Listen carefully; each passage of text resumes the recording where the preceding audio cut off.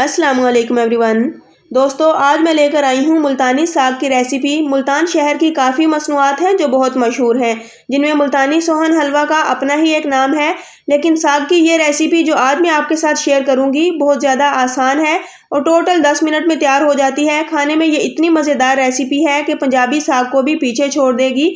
तो फिर देर कैसी, बढ़ते हैं अपनी इस शानदार सी रेसिपी को बनाना शुरू करते हैं।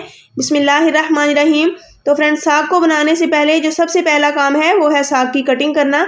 तो साग को मैंने अच्छे से कट कर लिया है। ये मेरे पास है साग, पालक, बाथू और मेथी। ये चारों चीज़ें मैंने कट करने के बाद एक बड़े बर्तन में मैंने इनको डाल दिया है। अब सबसे पहले हम इनको अच्छे से वॉश कर लेंगे। कम से कम 2 से 3 पानियों में से हमने इसको निकालना है, तो हमारा साग जो है वो अच्छे से वॉश हो जाएगा।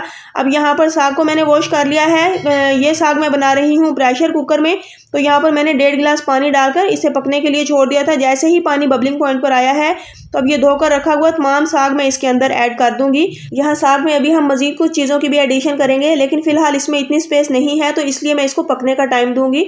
लगभग 4 से 5 मिनट पकाने के बाद अब यहाँ पर साग नीचे चला गया है और इसमें अच्छी खासी स्पेस बन चुकी है। तो अभी स्टेज पर मैंने इसमें 2 रफली चॉप किए हुए प्याज, 1 बल्ब मैंने लहसुन का लिया है और साथ ही तकरीबन आधा पाव मैंने ली है हरी मिर्चें। ये तमाम चीज़ें मैंने अपनी रेसिपी के हिसाब से ली हैं। 1 चम्मच भरकर मैंने नमक भी ऐड कर दिया है और साथ ही मैंने 3 से 4 चम्मच कुकिंग ऑयल के इसमें डाल दिए हैं। कुकिंग ऑयल डालने से ये होगा कि आपकी कुकिंग सेव रहेगी, यानी कि आप प्रेशर कुकर में जब भी कोई चीज़ पका रहे हों तो इसमें बिल्कुल थोड़ा सा कुकिंग ऑयल लाजमी ऐड किया करें, जिससे आपकी कुकिंग सेव हो जाती है और इससे ये होगा कि जो भी आप पका रहे हों वो ऊपर की तरफ नहीं उठता। तो बस इसीलिए आप इसमें कुकिंग ऑयल को लाजमी से यूज़ करें। और यहाँ पर मैंने इन तमाम चीज़ों को अच्छे से मिक्स कर लिया है। तो अब मैं प्रेशर कुकर को बंद कर दूँगी। फ्रेंड्स, आपने इस चीज़ का ख़ास ख्याल रखना है कि बड़ी एहतियात के साथ आपने इसको कुक करना है। सीटी को भी अच्छे से आपने चेक करना है। तो फ्रेंड्स, प्रेशर कुकर में साग बनाने का भी मेरा ये फर्स्ट एक्सपीरियंस था, लेकिन थोड़ा सा डर और झिझक के साथ मेरा ये एक्सपीरियंस कामयाब रहा और बड़ा ही शानदार सा हमारा ये साग बनकर तैयार हुआ है। तो फ्रेंड्स, यहाँ 10 मिनट टोटल मैंने इसको दिए हैं। 10 मिनट की सीटी लगने के बाद अल्हम्दुलिल्लाह ये हमारा साग अच्छे तरीके से सॉफ्ट हो चुका है। तो मैं आपको चेक भी करवाती हूँ। अल्हम्दुलिल्लाह ये मक्खन से भी मुलायम हमारा साग सॉफ्ट हो चुका है। तो अब मैं इसको ठंडा होने के लिए छोड़ दूँगी, ताकि इसकी तमाम भाप वगैरह निकल जाए। क्योंकि हमने इसको ग्राइंडर जार में ग्राइंड किया था, इसलिए इसको ठंडा करना ज़रूरी है। तो 10 से 15 मिनट आप इसको छोड़ दें, जिससे इसकी स्टीम निकल जाएगी। फिर मैं इसको डाल दूँगी जार में और आपने इतना डालना है कि आप इजीली इसको ग्राइंड कर सकें। तकरीबन 3 से 4 मैंने चम्मच डाल दिए थे साग के और 1 चम्मच मैंने डाला है इसमें आटे का। तो आटे को छान कर यूज़ करें। आप आटे की जगह पर इसमें मकई का आटा या फिर बेसन भी यूज़ कर सकते हैं, लेकिन मैंने गंदम का आटा यूज़ किया था, जिससे बड़ा ही ऑसम टेस्ट मिलता है।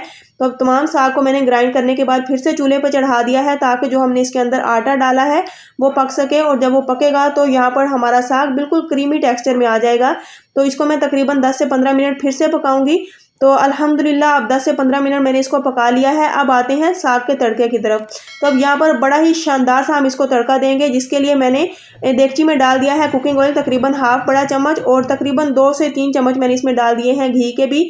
घी से जब आप कुकिंग ऑयल के साथ डालेंगे तो फिर आपका जो साग का फ्लेवर होगा ना वो नेक्स्ट लेवल तक जाएगा, इसलिए मैंने इसमें घी भी ऐड किया है। तो जैसे ही घी और ऑयल अच्छे से गर्म हो चुके हैं, तो अब मैं इसमें प्याज ऐड कर दूंगी। अच्छा, मैंने यहाँ पर कुछ हरा प्याज लिया है और तकरीबन एक छोटे साइज़ का मैंने दूसरे वाला भी प्याज लिया था और इनको मैंने रफली ही चॉप करके इसमें ऐड कर दिया है। बस थोड़ा सा बारीक आपने कटिंग करनी है। तो यहाँ प्याज को हमने ओवर कुक नहीं करना, जस्ट हल्का सा इसका कलर चेंज होने के बाद अब मैं यहाँ इसमें 1 टमाटर ऐड करूँगी।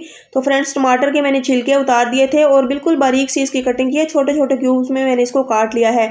तो टमाटर ऐड करने के बाद इसको हम 1 मिनट तक भून लेंगे और फिर मैं इसमें पानी ऐड करूँगी, बिल्कुल थोड़ा सा पानी ऐड करने के बाद इसको ऊपर से ढककर मैं छोड़ दूँगी 2 से 3 मिनट के लिए, जिसमें प्याज और टमाटर अच्छे से सॉफ्ट हो जाएंगे। तो फ्रेंड्स, इस साग को मैं मुल्तानी साग का नाम क्यों दे रही हूँ ये भी मैं आपके साथ शेयर करती हूँ कि आज सुबह सवेरे ही दरवाजे पर दस्तक हुई, देखा तो पता चला कि नेबर्स में रहने वाले मुल्तानी अंकल अपने गांव से होकर आए हैं और अपने साथ साग लेकर आए हैं, जो बतौर तोहफा मेरे घर देकर गए। तो फिर फटाफट से मैंने नाश्ते से फारिग होकर साग बनाने की तैयारी की। तो इसीलिए मुल्तान से ताल्लुक़ रखने वाले इस साग को मैं मुल्तानी साग का नाम दे रही हूँ। तो फ्रेंड्स, ये साग इतना मज़ेदार था, इतना शानदार ये साग तैयार हुआ था कि आप लोगों की सोच है। मैं कहती हूँ कि इस साग ने तो पंजाबी साग को भी पीछे छोड़ दिया, इतनी मज़ेदार ये रेसिपी तैयार हुई थी। अब यहाँ पर मैं कुछ ड्राई स्पाइसेस भी ऐड करूँगी। हाफ टेबल स्पून मैंने नमक ऐड किया है, 1 टीस्पून मैंने कुटी हुई लाल मिर्च का यूज़ किया है, हाफ टेबल स्पून इसमें डाल दी है पिसी हुई लाल मिर्च और हाफ टी स्पून हल्दी पाउडर का यूज़ किया है। और ये है अदरक पिसी हुई तकरीबन 2 चम्मच के बराबर। अच्छा, इस रेसिपी में अदरक की मिकदार थोड़ी सी ज़्यादा जाएगी, जिससे बड़ा ही नेक्स्ट लेवल का आपको टेस्ट मिलेगा। और अदरक को हमेशा तड़के में ही यूज़ करें, इसको आप वैसे साग की कुकिंग में नहीं यूज़ करें तो ज़्यादा बेहतर रहेगा। थोड़ा सा पानी ऐड करूँगी और पानी ऐड करने के बाद इस मसाले को हम अच्छे से भून लेंगे। अब जैसे ही मसाला हमारा रेडी हो चुका है तो बिल्कुल लास्ट स्टेज में हम इसमें हरे प्याज के पत्ते और हरा धनिया ऐड कर देंगे। तो ये दोनों चीज़ें डालने के बाद बस हम इसको 30 सेकंड तक सौते करेंगे। जस्ट हल्का सा मिक्स ही करना है, क्योंकि हमने इसको भूनना नहीं, बस हल्का सा मिक्स करने के बाद अब ये मसाला हमारा रेडी हो चुका है। तो अब यहाँ पर हम इसमें साग ऐड करेंगे। तो फ्रेंड्स, इस रेसिपी के हिसाब से यहाँ पर लगभग 4 से 5 चम्मच मैंने डाल दिया था साग। और साग को इसके अंदर डालने के बाद इसको मिक्स करेंगे और फिर साग को भी 2 मिनट तक हम पकाएंगे इसी तरह, ताकि ये इसका जितना भी इसके अंदर कोई पानी वगैरह का मवाद हो वो भी ख़त्म हो जाए। और हमारा ये शानदार सा साग अब रेडी हो चुका है। तो आप इसकी लुक चेक करें, माशाल्लाह से ये इतना मज़ेदार और शानदार सा साग जो टोटल 10 मिनट में हमने तैयार किया है। तो फ्रेंड्स, अगर आप भी इंस्टेंट साग बनाना चाहते हैं तो सारे दिन की मेहनत को एक तरफ रखते हुए फटाफट से साग बनाने वाली मेरी इस रेसिपी को फॉलो करते हुए मज़ेदार सा साग तैयार करें, खुद भी इंजॉय करें और अपनी फैमिली को भी इंजॉय करवाएं। इंशाल्लाह मज़ा आ जाएगा। वीडियो पसंद आए तो वीडियो को लाइक और चैनल को सब्सक्राइब कर दें। तो नेक्स्ट लेकर आऊँगी बड़ी ही अमेजिंग और मज़ेदार रेसिपी। मुझे अपनी दुआओं में याद रखिए। अल्लाह हाफिज़।